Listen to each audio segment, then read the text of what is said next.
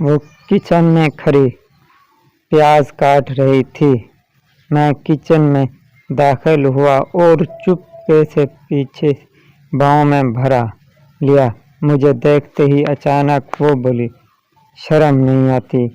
سرعام دہشت گردی پھیلا رہے ہو، کسی نے دیکھ لیا تو؟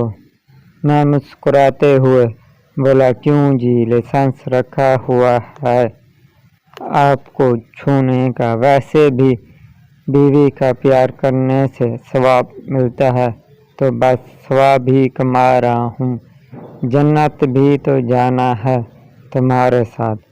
اچھا بس زیادہ عمران ہاشمی نہیں بنو اور مجھے پیاز کاٹنے دو، بہت تیز ہے پیاز۔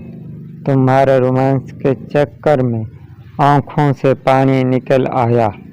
میں آنسو صاف کرتے ہوئے بولا، یہ تو نقلی آنسو ہیں، جس دن اصلی آنسو آئیں گے وہ دن آخری دن ہوگا میرا۔ وہ بولی، بس شاپنگ کرواتے ہوئے ایک ایک ٹکے کا حساب لیتے ہو اور چلے جان دینے۔ یہ بولتے ہوئے وہ کچن سے باہر چلی گئی۔ نوٹ، میں شادی شدہ نہیں ہوں، لیکن جب کنوارے پن کی شدت بڑھ جاتی ہے تو ایسے خیال ذہن میں آتے رہتے ہیں۔